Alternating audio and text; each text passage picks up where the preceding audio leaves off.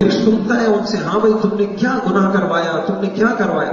ایک آتا ہے میں نے یوں کروایا، میں نے نماز چھڑوائی، میں نے یوں کروایا، کہتا ہے ٹھیک ہے کوئی بڑا گناہ نہیں کروایا۔ ایک آ کے کہتا ہے میں ایک شخص کے گھر پیچھے پڑا رہا یہاں تک کہ میں نے میاں بیوی میں جدائی کرا۔ اس کو کھڑا ہوتا ہے اور سینے سے لگاتا ہے اور شاباشی دیتا ہے۔ اس کو پتا ہے ابلیس کو کہ گھر تباہ ہو گئے، خاندان اجڑ گئے، تو سب اجڑ گیا، ان کی دنیا بھی گئی، ان کی آخرت بھی۔ تو ابلیس کو بھی سب سے زیادہ خوشی اس سے ہوتی۔ ایسی روایت میں آتا ہے حضور پاک صلی اللہ علیہ وسلم نے فرمایا جس شخص نے علم کو، میرے بھائیوں آج تو علم سے بھی جھگڑے پیدا کیے جاتے ہیں، جس شخص نے علم کو اس غرض سے حاصل کیا کہ اس علم کے ذریعے سے علماء پہ فخر کرے، بے وقوفوں سے جھگڑا کرے۔ ہوتا ہے نا میری معلومات زیادہ ہیں، جس پہلے خبریں سنتے ہیں، معلومات حاصل کرتے ہیں، پھر بیٹھ کے محفلیں لگتی ہیں، وہ اپنی پارٹی والے کی اور وہ اپنی پارٹی والے کی، اور یوں جھگڑے ہوتے ہیں۔ تو کہا کہ جس نے اس طرح سے کیا اللہ تعالیٰ کو جہنم کی، اللہ تعالیٰ اس کو جہنم کی آگ میں داخل کرے۔ آگے روایت میں آتا ہے کہ لڑائی جھگڑے کی آپ نحوستیں دیکھیں کہ ایک مرتبہ حضور پاک صلی اللہ علیہ وسلم نکلے امت کو یہ بتانے کے لیے کہ کس شب کے اندر شب قدر ہے۔ دیکھا دو آدمی جھگڑ رہے تھے۔ آپ ذرا تصور کریں کہ محمد الرسول اللہ صلی اللہ علیہ وسلم جیسی پاکیزہ ہستی پر اس کے اثرات پڑے اور آپ شب قدر کی تعین بھول گئے۔ آپ تعین بھول گئے جھگڑوں کے اثرات کی وجہ سے۔ ایسے ایک حدیث امام مالک رحمۃ اللہ علیہ فرماتے ہیں المراء یذهب بنور العلم، جھگڑوں کی وجہ سے علم کا نور ختم ہو جاتا ہے۔ ایسے ہی ایک روایت میں آتا ہے، یہ میں انشاءاللہ وہ اسباب بھی پڑھیں گے، مسلکی جھگڑوں کے جو اسباب ہوتے ہیں اور ہم کیا کر سکتے ہیں، اس میں انشاءاللہ اس میں وہ تفصیل پڑھیں گے۔ ما ظن قوم بعد هدى كانوا عليه الا اوتوا الجدل، ہدایت پانے کے بعد گمراہی کا ایک بڑا سبب آپس کے جھگڑے ہوتے ہیں۔ اللہ تعالیٰ ہدایت دیتے ہیں، جنت کی راہیں دکھانا چاہتے ہیں، آخرت کی منزلیں طے کرانا چاہتے ہیں، آپس کے جھگڑوں کی وجہ سے انسان ہدایت کے راستے سے ہٹ جاتا ہے۔ ایک حدیث میں آتا ہے کہ حضور صلی اللہ علیہ وسلم نے فرمایا فساد ذات البین ہی الحالقہ، آپس کے جھگڑے مونڈنے والے جیسے اس طرح سے بال ختم ہو جاتے ہیں، فرمایا کہ آپس کے جھگڑے مونڈ کے رکھ دیتے ہیں۔ پھر فرمایا میں یہ نہیں کہتا کہ آپس کے جھگڑوں سے تمہارے بال ختم ہو جاتے ہیں، یہ تمہارے دین کا صفایا کر دیتے۔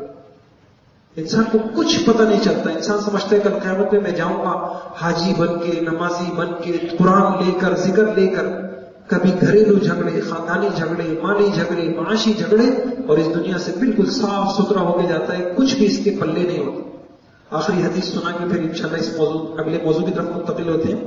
رسول اللہ صلی اللہ علیہ وسلم نے فرمایا جنت کے دروازے پیر اور جمعرات کے دن کھولے جاتے ہیں اور ہر ایسے شخص پر بندش کر دی جاتی ہے اور ہر ایسے بندے کی بخشش کی جاتی ہے جو اللہ کے ساتھ شرک نہیں کرتا، مگر اس آدمی کی بخشش نہیں کی جاتی اس کی اور جس کے مسلمان کے درمیان کینہ ہو، لڑائی ہو، نفرت ہو،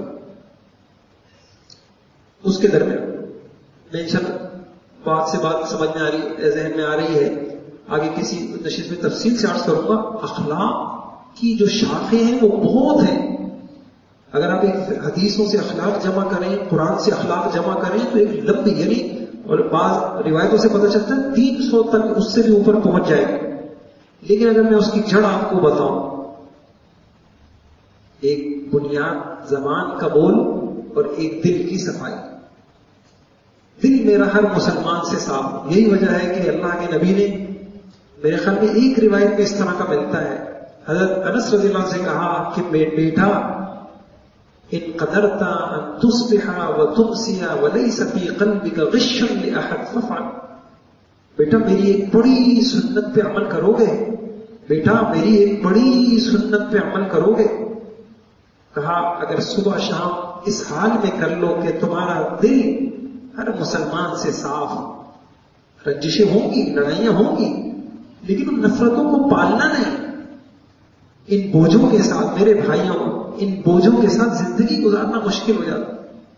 آپ اپنے ہاتھ میں ایک پتھر لے لیں، 1 گھنٹے تک پتھر پکڑے رہیں، وہ ایک پتھر آپ کے لیے بوجھ بن جائے، تو یہ جو بوجھ ہوتے ہیں دل پر دماغ پر نفرتوں کے، فلاں نے یوں کیا فلاں نے یوں کیا، ان بوجھوں کے ساتھ زندگی گزارنا بڑا مشکل ہو جاتا ہے. تو حضور نے فرمایا ایسا نہ کرنا، یہ میری سنت ہے. تو یہ ایک حصہ انشاءاللہ ہم نے پڑھا. اب جو ہے دوسری چیز جو اہم ترین ہے انشاءاللہ اس کو لیتے ہیں.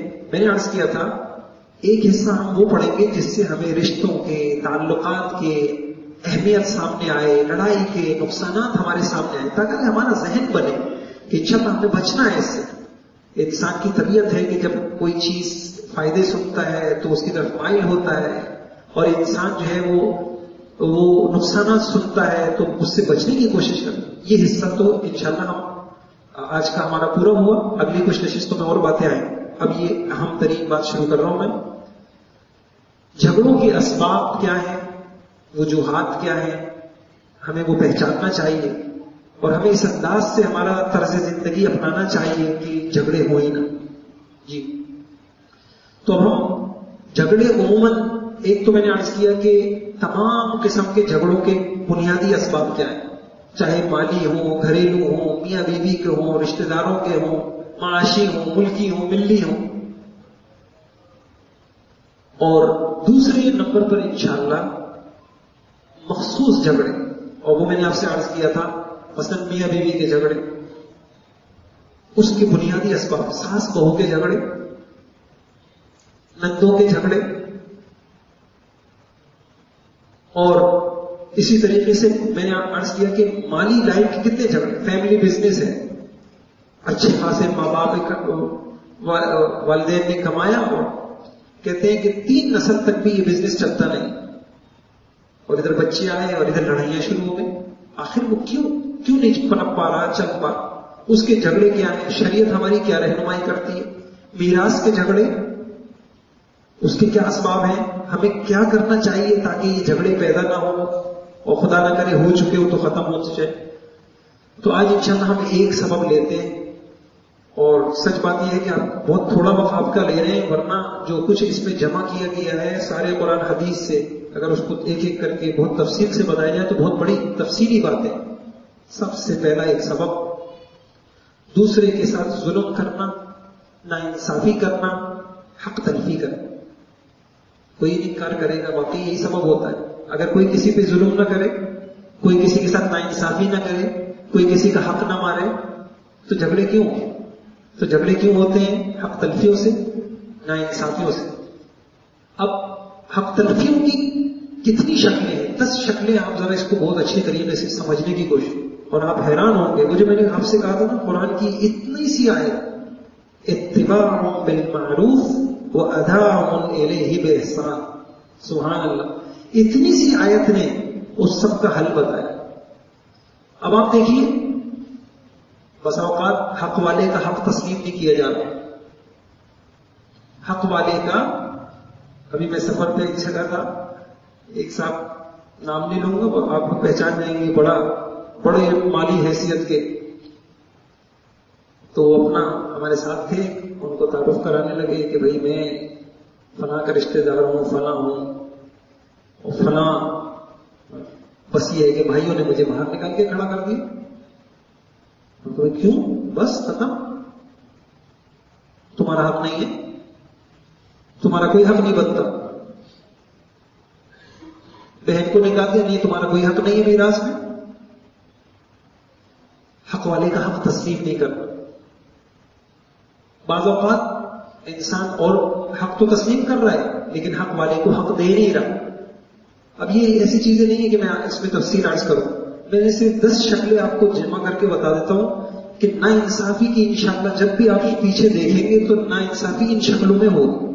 ہاں ایک کام کروں گا کہ انشاءاللہ جب ہم میاں بیوی اور دوسرے اسباب پڑھیں گے تو ہم انہی شکلوں کو پھر وضاحت کے ساتھ کریں گے کہ شوہر اگر حق نہیں دیتا تو وہ کیا حق ہے، بیوی حق نہیں دیتی تو وہ کیا چیزیں ہوتی ہیں، وہاں انشاءاللہ ہم تفصیل پڑھ لیں. باقی ساری دنیا کے جھگڑوں میں جو ایک بڑا سبب ہے حق تلفی، اس کی شکلیں یہ ہیں کہ بس اوقات ایک فریق حق تسلیم نہیں کر رہا ہوتا دوسرے فریق کا، حالانکہ اس کا حق بنتا ہے، اور بعض اوقات کیا کر رہا ہوتا ہے، حق والے کو تسلیم تو کر رہا ہوتا ہے لیکن بس ہٹ درا میں نہیں دوں گا، حق نہیں دوں گا، زور چل جاتا ہے اس کا، غالب آ جاتا ہے. اور بعض اوقات حق دینے پہ آمادہ ہوتا ہے لیکن پورا حق نہیں دے رہا ہوتا، نہیں بس تمہیں اتنا ملے گا. اور بعض اوقات حق بھی دے رہا ہوتا ہے، پورا بھی دے رہا ہوتا ہے، لیکن رولا رولا کر، تڑپا تڑپا کے، ٹال مٹول کر کے. یہ ہمارے یہاں ہر طرح کی چیزوں میں کاروباری لوگ اس کو خوب جانتے ہیں. اس ایک چیز نے ہمیں کتنا اذیتوں میں مبتلا کر دیا، ایک چڑچڑا بنا دیا انسان کو، ایک مزاج بن گیا، قومی مزاج کہ نہیں ذرا سا روک کے رکھنا ہے اور سیدھے سیدھے شرافت کے ساتھ تو دینا ہی نہیں ہے کسی کا حق. اور مزاج بن گیا باقاعدہ، ہوگا بھی تو بھی نہیں دینا. میرا کاروبار سے کوئی تعلق نہیں ہے، کچھ کتابیں الحمدللہ پاک نے لکھوائی ہیں تو میں کسی کو بھیجتا ہوں. پہلا تعلق جو کاروباری حیثیت سے بنا وہ کتابیں مارکیٹ میں لے جاتے ہیں. تو میں نے ان سے کہا کہ بھائی وہ انہوں نے لی ہے، ان سے رقم لے آؤ واپس. انہوں نے کہا نہیں اتنی آسانی سے نہیں ملتی. مجھے یہاں ایک بڑے تاجر آئے، مجھے کہنے لگے قسم کھا کے کہہ رہا ہوں کتاب لکھنا آسان